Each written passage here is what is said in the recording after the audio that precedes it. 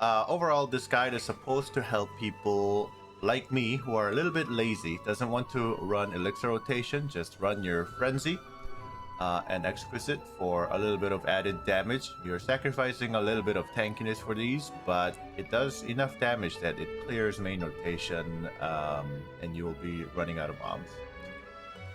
The very first thing you want to do is get a witch. I think it is the best crypt grinding class for somebody who's not as geared or somebody who doesn't want to put in as much effort and get a lot of results. And you want to get this 100%, which has an inherent 10% more resistance than anything else. This actually frees up a crystal slot. Second thing is you want to get accuracy number that is 996. That is usually doable by putting in a lot of cheap crystals that increase accuracy, as well as accuracy artifacts here, like I have done here. And then for me, my crystals will be a bunch of precisions, as well as 2 giants to resist stun and stiffness. Look at my crystal set. They're very cheap. I am actually using one in Bond Vipers just to cut the cost, but you can actually use Jin Vipers here to get a little bit more accuracy if you need it.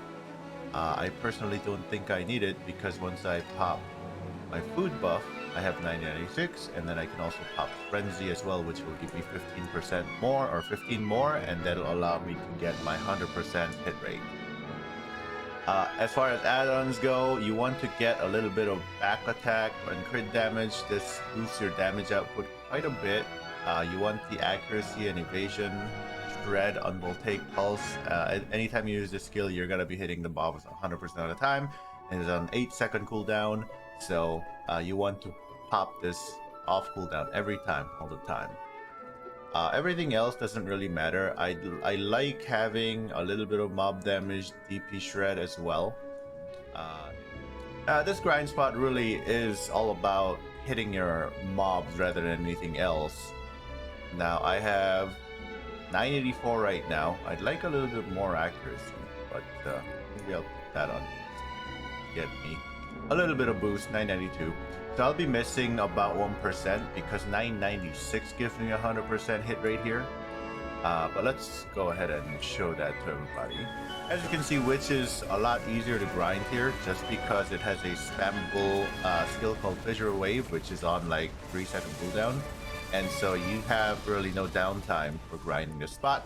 Toxic Blood, Voltaic, and then Fissure Wave, debuff, Fissure Wave, and then Voltaic to get your accuracy back up.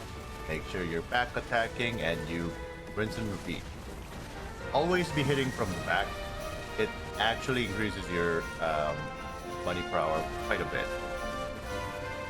For the most part, grinding itself, you can see that I am missing a little bit, and that's because I have a little bit lower than 996. Try to back attack, cast 2 skills, hop over, make sure your Voltaic debuff is up. 2 skills, hop over. And you want to kind of look at how much back attacks and down attacks you're getting. If you're not seeing those white text that says back attack or down attack, you want to move your position and make sure that you're getting the back attack modifiers in. That makes your grind a lot faster. A lot of the times, the most dangerous mob here is the Dark Knight. It does float you after a teleport. And once you're on the ground, you will most likely die. And so you want to prioritize killing this thing, because if you go way too far away, it'll reset and you have to try to kill it again. I mentioned this earlier. A lot of people like to use aggro ball here to get back attacks. I opted to not use it after a little while, because if you look at some of the mobs, there are mobs called the Dark Chasers, and when their aggro resets, they actually teleport behind you. And so what's gonna happen is once they teleport behind, you're gonna take a ton of damage, and they are also knock back. We don't have 100% resist there, and so it actually gets you killed a little more than usual. I'm gonna show you the aggro ball and how it interacts with Dark Chasers. Okay, so I think this one has Dark Chaser spawns right there. Drop this down. And what you're gonna see is once that resets, see how these things just spawn right behind me? That is number one reason why you'd get killed if you dropped Aggro Ball. So I do not recommend using Aggro Ball unless you are running DR or you have quite a bit of inherent tankiness. Okay, that's pretty much it. Crypt is actually a very simple grind after Land of Morning Light. They added a lot of stats, 20 accuracy on top of the 2 crystal slots. Obviously, this crystal slot thing works to my benefit because I don't want to die and break expensive crystals. So all my APs in my gear, and then all the accuracies in crystal.